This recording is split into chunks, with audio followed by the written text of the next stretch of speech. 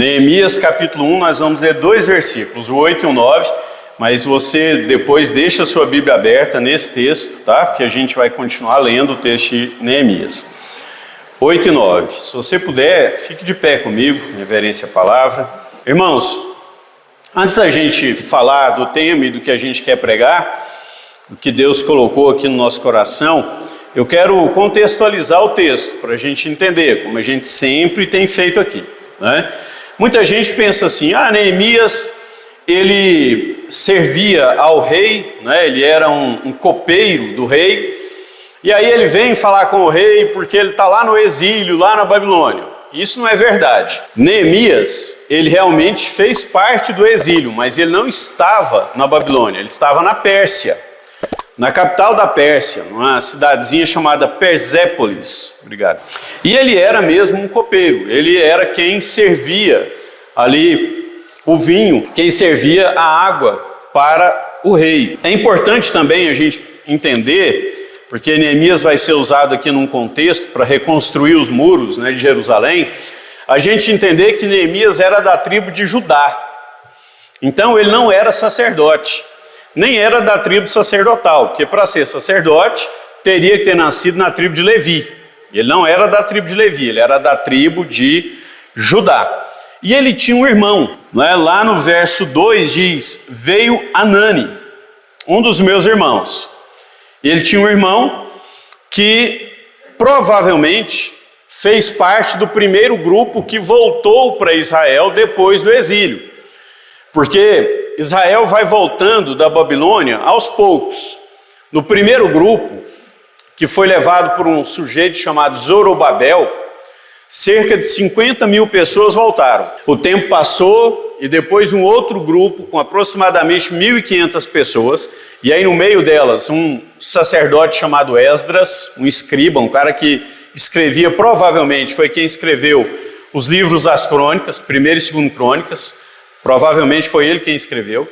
Ele volta com esse grupo de 1.500 pessoas, mas 50 mil já haviam voltado. E eles voltaram com o Zorobabel, e o que eles fizeram? Lembra, Nabucodonosor entrou na terra, destruiu Jerusalém e levou o povo cativo. O que Nabucodonosor fez primeiro? Destruiu o templo. Pegou os utensílios de ouro do templo, de prata, de bronze, levou com ele.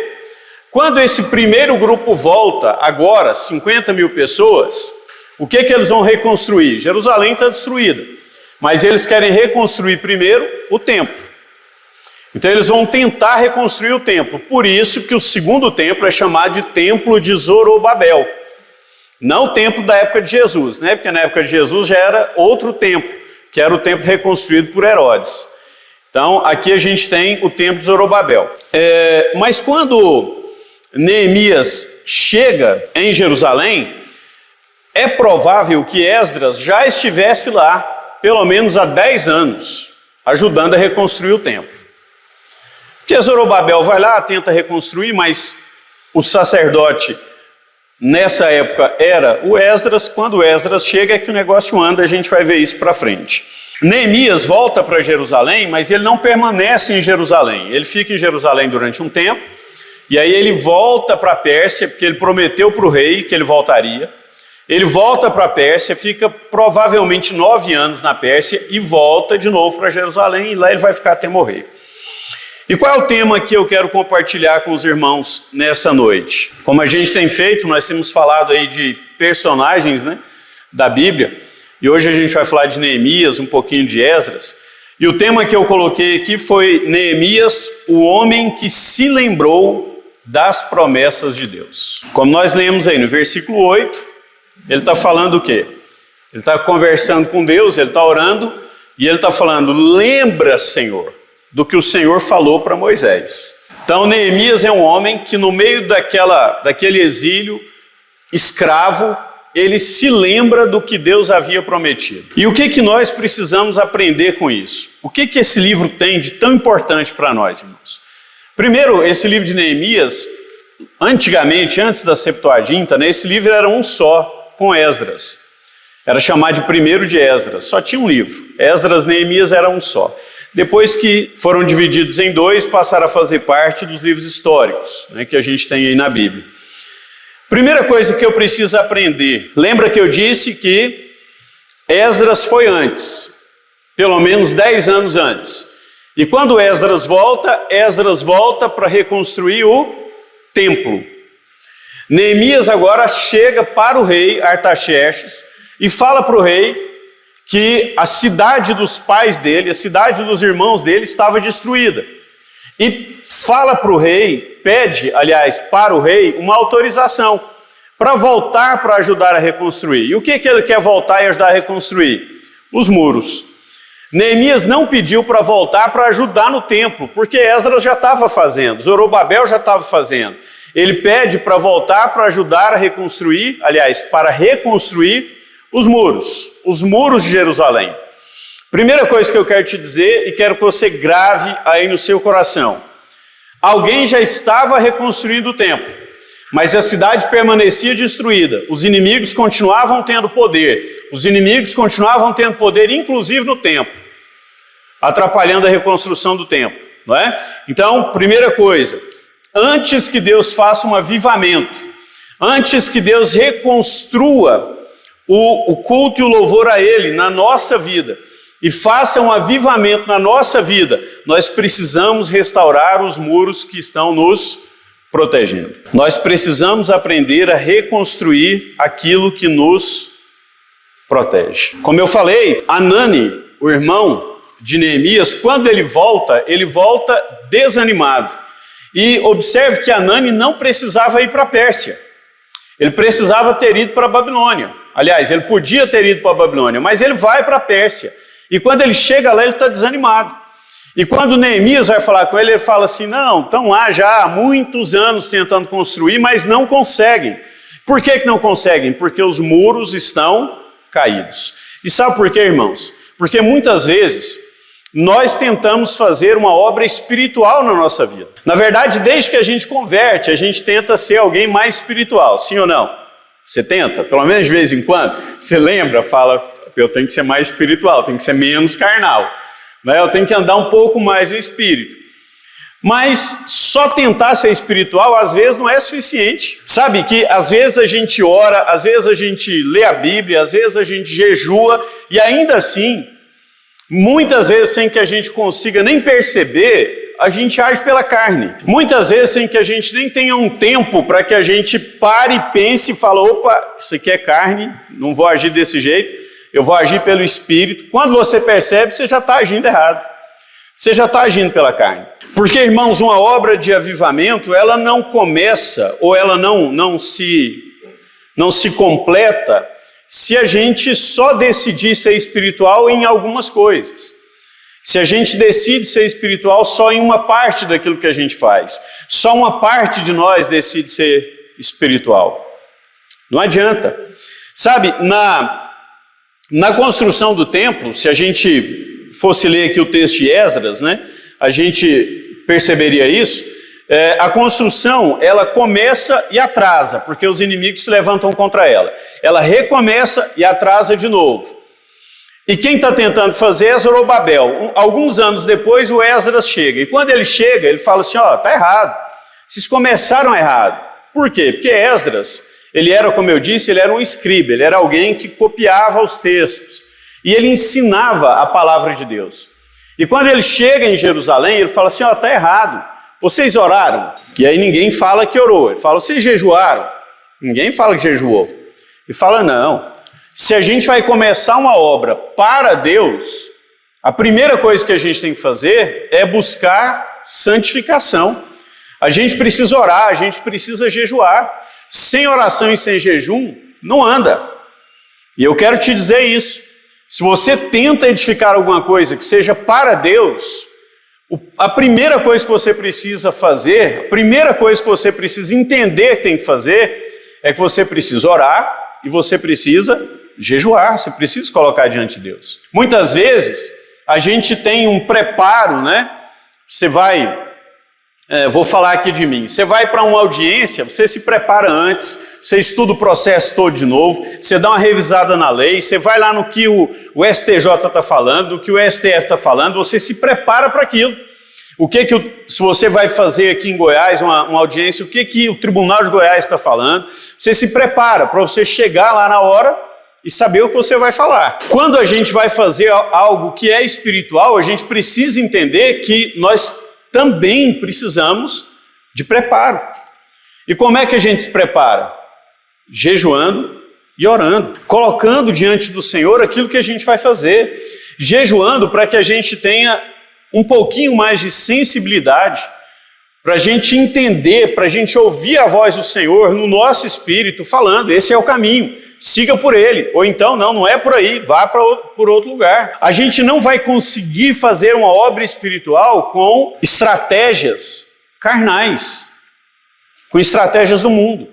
Você pode até conseguir fazer, você pode até ter uma boa estratégia para encher a igreja, uma estratégia do mundo, você pode até conseguir, mas vai ser um lugar de reunião de pessoas, e não um local onde o Espírito de Deus vai agir e vai transformar vidas. Porque Deus não precisa dessa sabedoria, irmãos. Eu gostei muito de uma fala, de um post do pastor Eliseu Rodrigues, acho que sexta-feira, quando ele falando a respeito dessa denúncia que a Márcia falou, né, do Felco, ele falou assim, se quem anda com ele, o orientando, fosse de verdade profeta, teria denunciado o pecado há muito. Mas como quem anda com ele só está preocupado com o dinheiro e são hereges, não estão preocupados em falar do pecado. Nós podemos edificar uma obra com base na nossa... Eu tenho falado isso aqui no discipulado, já falei isso. Eu tenho orado e tenho falado para Deus, Deus, não me deixa aprender a fazer igreja. Porque o dia que eu aprender a fazer igreja, eu dispenso o Espírito Santo. Eu não quero aprender. Eu quero é depender do Espírito a cada dia, para eu não andar segundo aquilo que o Espírito não está me falando. Então, a gente precisa entender, aqui com o templo reconstruído, com o sacerdócio reconstruído, com o ensino da palavra restituída, foi Esdras quem começou com sinagogas em Jerusalém, foi ele. Ele que abriu a primeira sinagoga, falou, tem lugar aqui que a gente precisa montar umas salinhas de aula para o povo aprender a lei. Como é que esse povo vai aprender a lei? A maioria que foi para o exílio morreu. Ficaram lá 70 anos. Quem voltou não sabe o que é a lei. Vamos ensinar a lei, vamos falar como é que lava as mãos, vamos ensinar o que é o mezuzá lá na porta, vamos ensinar para que serve o talit, vamos mostrar para esse povo.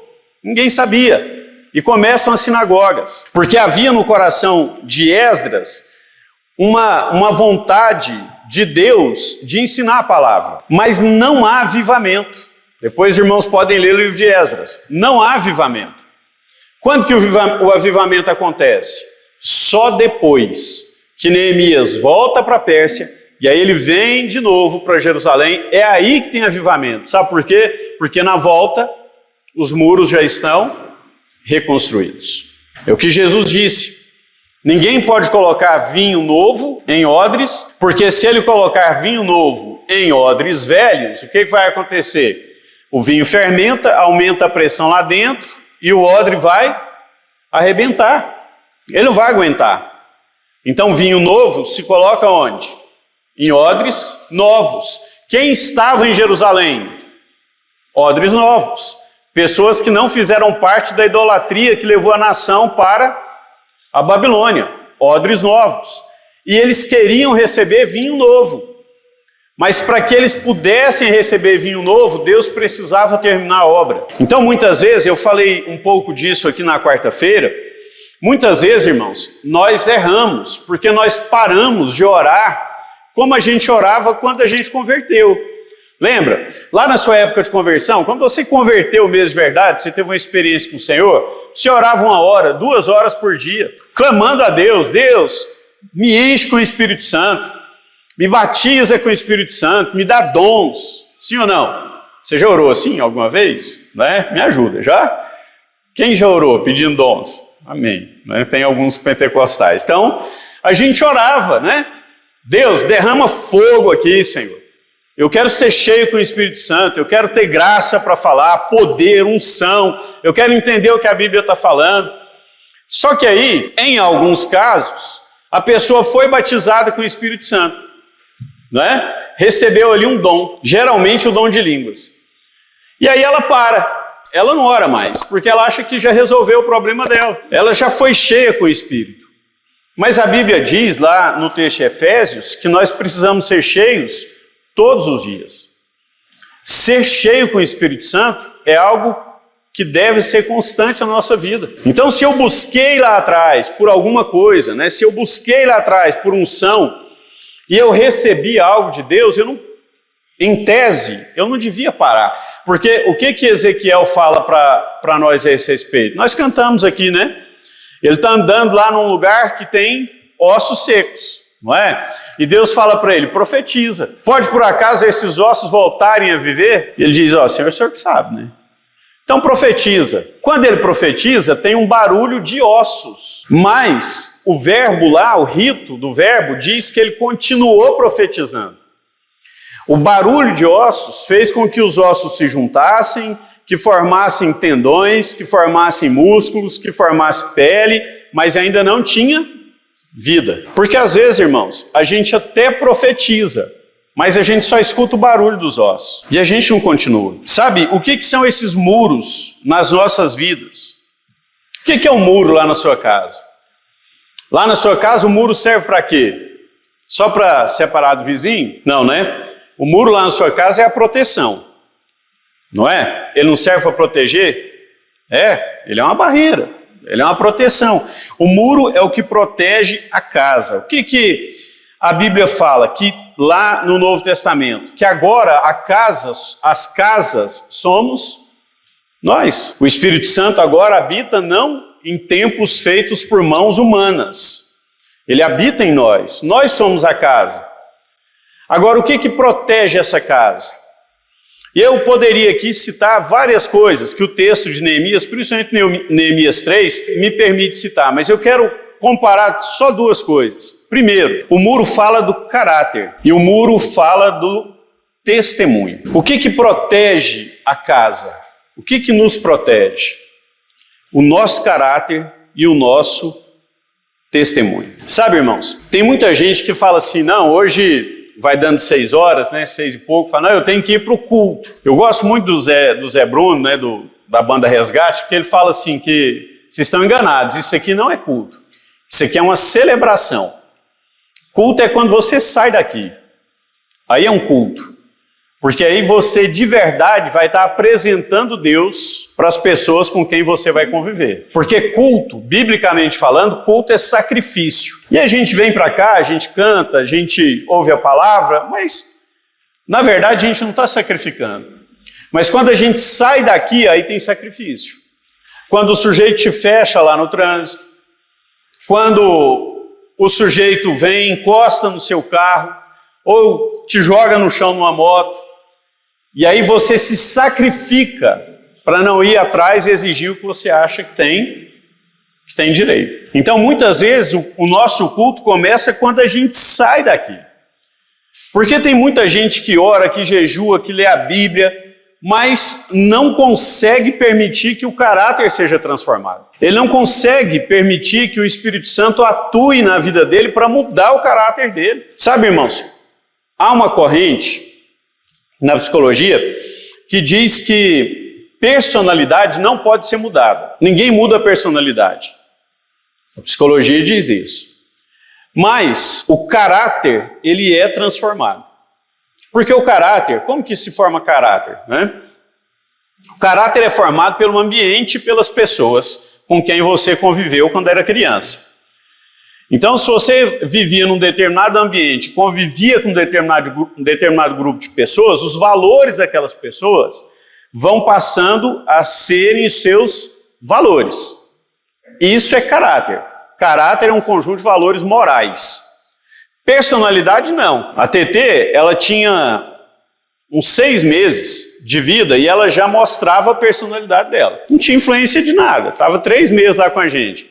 E ela mostrava. O negócio dela de ser possessiva, lá com 6 meses, né? Se eu brincasse com ela, eu pegasse o ursinho dela e cantasse a música dela, que era a música dela dormir por ursinho, ela vinha para onde eu estava, pegava o ursinho e jogava para longe.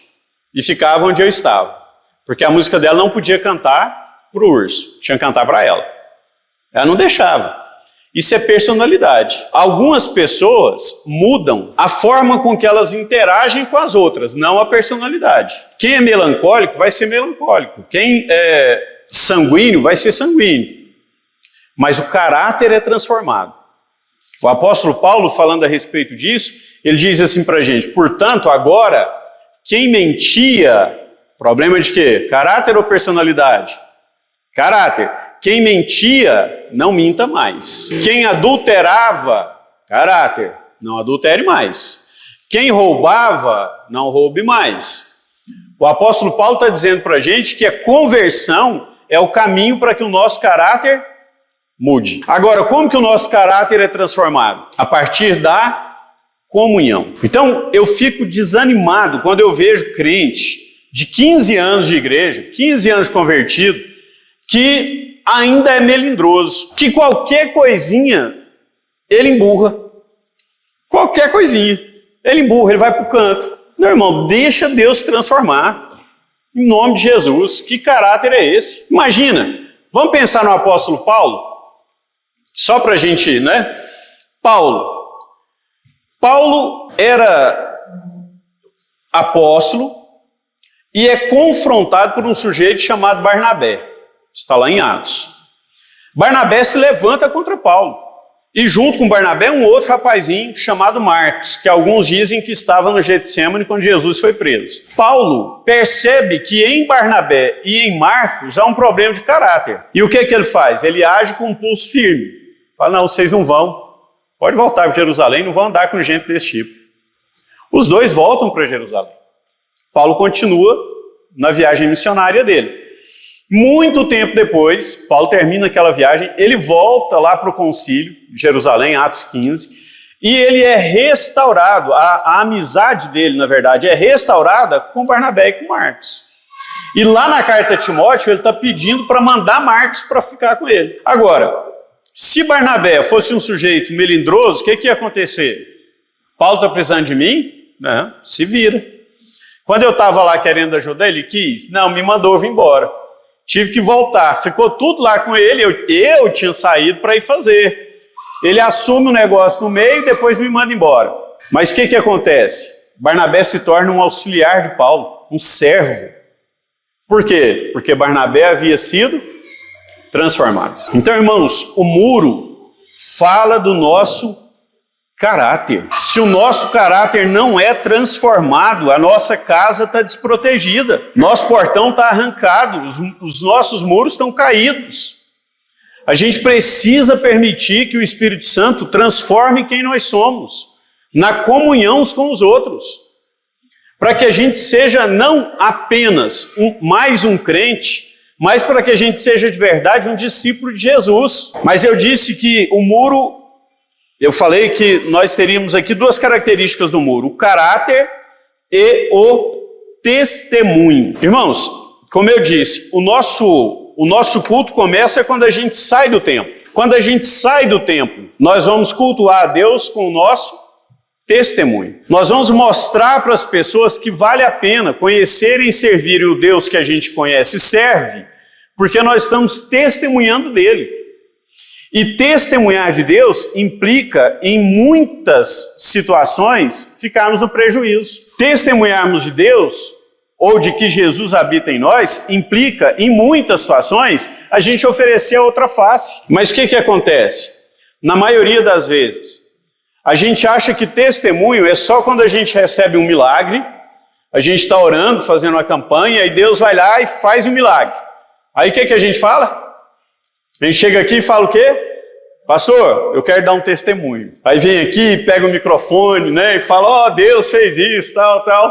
Glória a Deus. Não deixa de ser um testemunho. Mas a palavra testemunho na Bíblia não é isso. A palavra testemunho na Bíblia é a mesma palavra, a raiz, né, da palavra é a mesma que a gente usa para a palavra martírio. É de onde vem a palavra mártires. Então, dar testemunho no mundo é estar disposto a se entregar para morrer por Jesus. Isso é dar testemunho. E aqui morrer não é necessariamente passar para outra vida, mas é morrer na nossa vontade, é morrer no nosso egoísmo, É morrer naquilo que a gente está o tempo inteiro falando que é a gente que está certo. É morrer em quando nós, muitas vezes, queremos impor sobre os outros aquilo que a gente está errado. E aí a gente vira um fariseu, porque Jesus, lá em Mateus 23, salvo engano, Jesus disse para os fariseus assim: vocês andam o mundo inteiro para fazer um discípulo. Lá ele usa a palavra prosélito. E quando vocês conseguem, vocês trazem o sujeito para cá e fazem com que ele se torne pior do que vocês. Jesus está falando para nós, irmãos. O nosso padrão é Jesus. E o padrão que a gente tem que mostrar para quem está lá fora é Jesus e não nós. A gente precisa entender. Sabe, o nosso testemunho, ele vai atrair ou ele vai afastar as pessoas de Deus. Uma das duas coisas vai acontecer. As pessoas precisam olhar para nós e perceberem em nós que nós não compactuamos com aquilo que está errado. E que nós não compactuamos com aquilo que está errado não porque nós somos do time A ou do time B, mas porque a gente obedece o que a palavra de Deus diz. Terceiro, olha comigo aí o versículo 1 do capítulo 3. Levantou-se, 3:1, levantou-se Eliasibe. Quem era Eliasibe? O que está escrito aí? O sumo sacerdote. Ele não era um sacerdote qualquer, ele era o sumo sacerdote. Sabe quem ele era? Ele era o único homem em Israel que podia um dia por ano entrar no Santo dos Santos. Ele era o sumo sacerdote, era quem mandava em todo mundo. A Bíblia diz, o sumo sacerdote com os seus irmãos, os sacerdotes, e edificaram a porta das ovelhas, consagraram-na, assentaram as suas portas e continuaram até a torre do Sem, até a torre de Ananel. Primeira coisa, esse homem era o sumo sacerdote da época e ele constrói primeiro a porta das ovelhas. Sabe o que isso quer dizer? A porta das ovelhas, como o nome já diz, era a porta por onde as ovelhas entravam no templo para serem sacrificadas. Todos os anos, na festa da Páscoa, as famílias traziam uma ovelha e entregavam para um sacerdote. Primeiro sacerdote, ele avaliava se aquela ovelha não tinha nenhum defeito e passava aquela ovelha para frente. Essa ovelha entrava por onde? Pela porta das ovelhas. Era por essa porta. Foi por essa porta que Jesus entrou quando ele entrou em Jerusalém. Ele entrou pela porta das ovelhas, não pela porta do Sem, não pela porta do átrio, ele entrou pela porta das ovelhas. Por quê? Porque ele estava entrando em Jerusalém sabendo que ele seria sacrificado. Todas as ovelhas que entravam ali pela porta das ovelhas morriam. E Jesus não entrou à toa por aquela porta. Mas olha só, esse homem, ele edificou a porta do sacrifício. Ele era o sumo sacerdote. Primeira coisa que eu preciso entender é que ninguém constrói um muro sozinho. Espiritualmente você depende de mais alguém. Não adianta você pensar assim, não, essa história que tem aí, né? Não, a igreja sou eu. Então onde eu estiver, eu sou igreja. Isso é mentira, porque ninguém é igreja sozinho. Está lá na carta de Pedro. Nós somos pedras, mas nós só formamos um edifício quando nós estamos juntos. Você não tem edifício formado de uma pedra só. Então, a primeira coisa que eu preciso entender é que esse homem ajudou a construir a porta do sacrifício, a porta das ovelhas, mostrando para mim e para você que para que eu construa o muro à minha volta, eu preciso de mais alguém. O seu caráter não muda sozinho. O seu caráter vai mudar na comunhão com os outros irmãos. O seu testemunho não é só para você e não é só para a igreja, é para o mundo. A gente não consegue, dentro do reino de Deus, fazer nada sozinho, porque Deus não desejou isso. Deus não importa se você está construindo com 100 ou com 10, mas Ele se importa se você está tentando fazer só. Sabe, a Bíblia diz que o nosso caráter, e Jesus diz isso lá no texto de João, capítulo 13, o nosso caráter é forjado quando nós servimos aos outros. Quando Pedro chega para Jesus e fala, Senhor, então eu vou lavar. E Jesus fala, não, eu estou lavando, Pedro. E Pedro fala, não, meu pé o senhor não vai lavar. E Jesus fala, então você não tem parte comigo. A questão não era lavar o pé. Pedro não entendeu, porque Pedro fala assim, não, então se é para ter parte com o senhor, então me dá um banho. E Jesus fala, não, você já tomou banho, Pedro. Cedo você tomou banho, então agora basta lavar os pés. O que Jesus estava falando é, sabe como que você é transformado, Pedro? É quando você está servindo o outro. Você é transformado, Pedro, no seu caráter, é quando você se coloca na posição do mais humilde servo e lava o pé do outro. É aí que você é transformado, porque Pedro era aquele cara, né? E Jesus está falando, Pedro, aliás, naquele texto Jesus nem chama Pedro de Pedro, ele chama Pedro de Simão. Porque ele está falando para Pedro, ó, você ainda está sendo Simão, eu preciso que você seja Pedro, mas você ainda é Simão. Transforma seu caráter. E como é que você vai transformar seu caráter? Servindo. Porque quando ele termina de lavar, o que que ele diz? O que eu fiz, façam vocês também. O caráter é forjado quando nós servimos. Por isso que a gente precisa dos outros. Você vai servir quem? Quando a gente olha aqui no capítulo 5, passa aí algumas páginas da sua Bíblia, no versículo 9, capítulo 5, versículo 9. Pelo que continuei, não é bom o que fazeis. Não devíeis andar no temor do nosso Deus para evitar a zombaria dos gentios, os nossos inimigos? Olha lá no capítulo 9 agora, no versículo 2. Olha o que ele fala. Os da linhagem de Israel apartaram-se de todos os estrangeiros, puseram-se em pé, confessaram seus pecados e as iniquidades de seus pais. Sabe o que a gente aprende aqui, irmãos? Que só quem teve um caráter transformado tem autoridade para repreender alguém pelo pecado. Agora, repreender o inimigo é fácil, sim ou não? É fácil. Você vai lá evangelizar alguém que está, por exemplo, lá, sei lá, numa seita qualquer aí. É fácil chegar e repreender e falar que ele está errado? É fácil. Porque você está mostrando para ele o que você crê e que ele não crê e que ele está errado porque ele não crê. Agora olha o que Neemias fez. Neemias repreendeu os amigos. Provavelmente o irmão dele. Para você repreender um amigo ou repreender um parente, ainda mais um parente próximo, você precisa demonstrar um caráter transformado por Cristo. Porque senão ninguém vai te ouvir. Neemias está repreendendo amigos, ele está falando, olha, o que vocês estão fazendo está errado. Vocês casaram com mulheres que eram de outros povos. Vocês não tiveram temor do que o Senhor mandou. Vocês estão desobedecendo a Deus, casando com mulheres pagãs.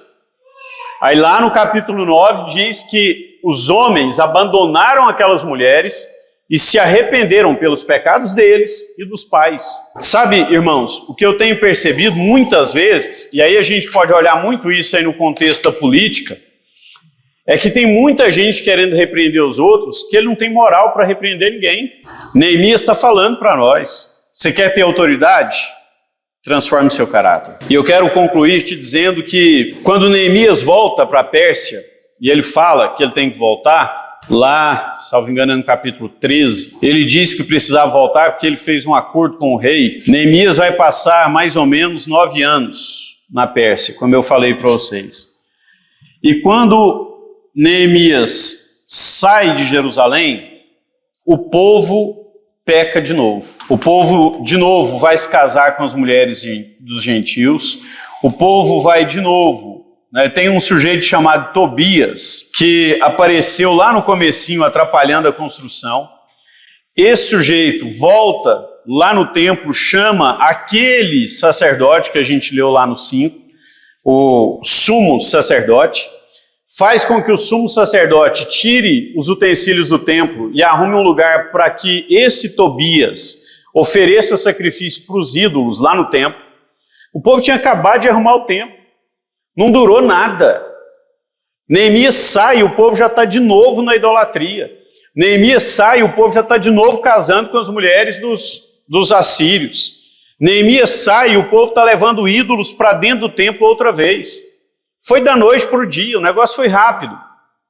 Rápido. E aí ele volta, 9 anos depois. Aliás, é nesse intervalo, irmãos, que Malaquias profetiza. É exatamente nesses 9 anos que Malaquias profetiza. Então, quando você for falar de dízimo, lembra disso. Malaquias 3,10 não está falando de dízimo, tá, irmãos? Eu sei que os irmãos gostam de ler Malaquias 3,10 falar disso. Lá ele está falando, porventura roubará o homem a Deus? contudo vós me roubais, nos dízimos e nas ofertas alçadas. O que aquele texto está falando? De Tobias, do que estava acontecendo dentro do templo. Malaquias está profetizando nesse intervalo que Neemias foi embora. Ele está falando, sabe o que está acontecendo?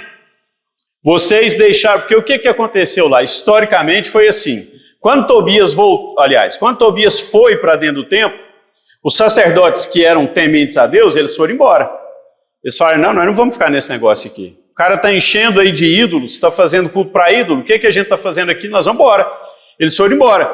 Só que quando eles foram embora, lembra, eles são levitas. Eles têm terra? Não. Eles plantam? Não. Eles viviam como? Dos dízimos e das ofertas. Quando eles vão embora, eles não têm o templo e eles não têm dízimo nem oferta. Então eles estão passando fome. Malaquias. E fala, vocês estão me roubando. É por isso que lá no fim do texto ele fala assim, então devolva os dízimos e as ofertas para que haja o quê? O que está escrito lá, lembram? Mantimento na minha casa. Porque o profeta está falando a respeito dos sacerdotes que estão passando fome. E aí o que acontece? Neemias volta, e quando ele volta, e eu quero aplicar aqui nesses 3 pontos aqui, quando ele volta, ele acaba com a bagunça que está no templo. Olha comigo o versículo 14 do capítulo 13. Ele diz assim, capítulo 13, versículo 14. Por isso, Deus meu, lembra-te de mim e não apagues as beneficências que fiz ao templo do meu Deus e para o teu serviço. Por que Neemias, pela primeira vez, ele fala, Senhor, lembra de mim? Porque Neemias agora, ele volta, né? E quando ele volta, ele manda buscar todos os sacerdotes de volta. Vai lá, os sacerdotes estão em outras cidades passando fome, vão atrás, tragam todos de volta para Jerusalém. Tira esses ídolos daqui, quebra isso, joga fora, queima. Tira Tobias daqui, expulsa Tobias de Jerusalém, traga os sacerdotes de volta. E quando os sacerdotes estiverem de volta, olha lá, o versículo 13, olha o que ele fala. Por tesoureiros dos depósitos pus, aí ele fala o nome. Aí lá no final ele fala assim, e se lhes encarregou a responsabilidade de distribuírem as porções a seus irmãos. O que ele faz? Ele traz os sacerdotes de volta, estabelece tesoureiros, porque agora o povo vai trazer os dízimos e as ofertas, e ele fala para esses tesoureiros, pega agora os dízimos, pega as ofertas, distribui para os sacerdotes que estão passando fome. Por que Neemias agora fala para Deus, Senhor, lembra de mim? Porque, irmãos, você e eu, nós precisamos todos os dias verificarmos se aquilo que nós estamos fazendo é aquilo que Deus pediu para a gente fazer. Porque muitas vezes a gente vai estar dentro da igreja e a gente não está fazendo o que Deus pediu. A gente está fazendo o que mais convém. A gente está fazendo o que é mais fácil. A gente está fazendo o que mantém o nosso status quo. A gente está fazendo aquilo que não tem nenhum preço para nós. Aquilo que não tem nenhum sacrifício. Aquilo que não exige nada de nós. Neemias fala, o templo existe, tem sacrifício no templo, tem culto no templo, mas o sacrifício está errado, o culto está errado, a gente tem que pegar isso, jogar tudo fora, trazer quem sabe fazer o culto de volta, trazer os dízimos, dar comida para esse povo, porque o que Deus mandou a gente fazer foi colocar aqui levitas, e não colocar aqui descendentes de Tobias. Primeira conclusão que eu quero tirar daqui, quero que você guarde isso no seu coração. Todos os dias, ore e fale com Deus. Senhor, eu estou fazendo aquilo que o Senhor me pediu para fazer. Se eu não estiver, Senhor, gera arrependimento no meu coração, para que eu mude. Porque no fim, o que ele fala? Por isso, Deus meu, lembra-te de mim. Agora lembra e o quê? Lembra-te de mim e não apagues os benefícios. Os benefícios que Deus fez para ele? Não. Os benefícios que eu fiz ao templo do meu Deus e para o seu serviço. Segunda conclusão, olha o verso 22. Está assim, também ordenei aos levitas que se purificassem e viessem guardar as portas para santificar o dia de sábado. Nisso também, Deus meu, lembra-te de mim e perdoa-me segundo o teu grande amor. Qual foi a segunda? Ele vai falar 3 vezes, lembra-te de mim, né? No segundo, lembra-te de mim. O que ele fez? Trouxe os levitas, para que os levitas restaurassem o sábado. Sabe o que estava acontecendo? O povo estava entrando na cidade no sábado para negociar, para vender. Neemias faz o que Jesus vai fazer 400 anos depois. Ele vai lá, vira as mesas dos cambistas, joga tudo no chão, manda o povo sair, coloca guardas nas portas e fecha as portas, e é aí que começa a marcar o Shabá. Fecha as portas no sábado, na sexta, quando o sol está se pondo. Só que aí, como o povo era, devia ter algum sangue brasileiro lá, o povo gostava de dar um jeitinho, o que eles faziam? Eles traziam as mercadorias para a porta, ficavam do lado de fora, mas eles ficavam na porta. E aí o povo do lado de dentro falava, eu quero isso. E o sujeito jogava por cima do muro, comprava. Neemias fala, peraí, então nós vamos acabar agora com essa bagunça. Traz todos os levitas, os sacerdotes. Agora vocês são guardas, vocês vão ficar no muro de guardas. Se alguém chegar de lá para vender, tratem como se fossem inimigos, porque a gente vai restaurar o sábado. A gente vai restaurar o dia do Senhor. Segunda aplicação que eu quero fazer aqui, segunda conclusão que eu quero fazer nesse texto. Irmãos, nós não temos um sábado, Você não precisa guardar sábado. Não existe um Shabá na igreja, nem o domingo, Não tem. Paulo diz que nós agora não estamos mais preocupados com dias, nem com luas e nem com festas. Não é isso. O nosso descanso tem um nome, Jesus. Ele é o nosso sábado. É nele que nós vamos quando nós estamos cansados e sobrecarregados. É para ele que nós vamos. É para ele que nós entregamos os fardos. Ele é o nosso descanso. Mas se ele é o nosso descanso, então nós precisamos entender que nós não temos mais tempo, que o tempo é dele. Não é nosso. Então aquilo que eu acho que eu estou ofertando de tempo para Deus, eu não estou ofertando, porque é dele. Essa semana eu vou dedicar 2 horas de oferta para eu fazer alguma coisa da obra. Como se fosse assim, um favor que eu estivesse fazendo. Não, nós desonramos a Deus quando nós fazemos isso. Você desonra a Deus quando você acha que vir para cá na quarta-feira para estudar a Bíblia, 50 minutos, é uma oferta do seu tempo precioso que você está dando. Jesus fala a respeito disso em Mateus 6. Quem é que pode aumentar 1 segundo no nosso tempo de vida? Quem? Então nós estamos ofertando 50 minutos para ele na quarta? Não, irmãos. Ele está ofertando para nós 50 minutos. Ele está deixando que a gente viva mais 50 minutos. O tempo é dele. Sabe, uma coisa que a gente aprende, quando você vai lá na sua primeira semana lá no exército, você aprende que todo soldado deve estar pronto para ir para a guerra. Nós somos soldados, irmãos. A gente precisa estar pronto para a convocação. A gente tem que estar pronto. Então, quando nós somos convocados, a gente não tem que parar e falar, vou ver se eu não tenho compromisso. Não, a resposta não é essa. A resposta, lá, quando você é chamado lá no exército, quando alguém diz lá seu nome, você não responde presente. Você está lá, alguém fala lá, Elisandro. A resposta do Elisandro é pronto e não presente. Porque desde o primeiro dia você aprende que você tem que estar pronto. É por isso que Isaías ensina para a gente, Senhor, eis-me aqui, envia-me a mim. Eu estou aqui, me envia. Estou pronto. Eu tenho um lábio impuro, eu estou no meio de um povo de impuros lábios, mas eu estou aqui. Me envia. Neemias está ensinando para nós. E olha, ele fala, Senhor, lembra de mim e perdoa-me. Porque, irmãos, nós precisamos pedir perdão para Deus.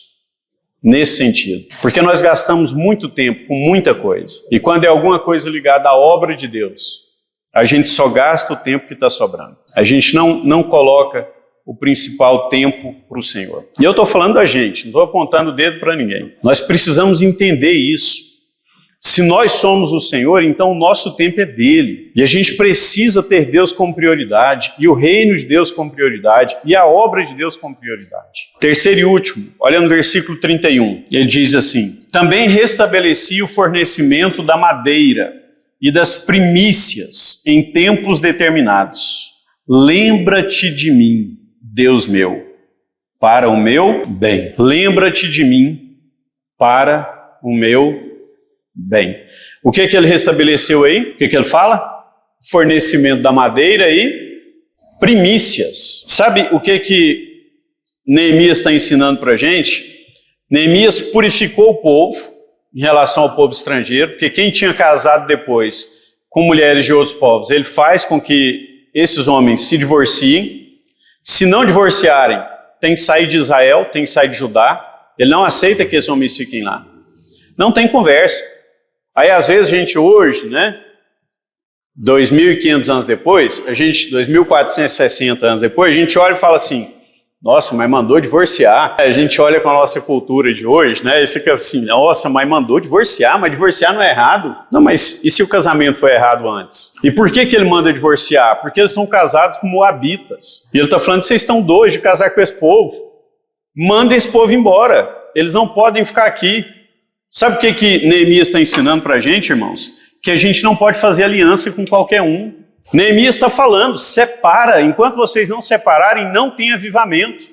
Enquanto vocês não tirarem o que está errado do meio, não tem avivamento. Tira o que está errado.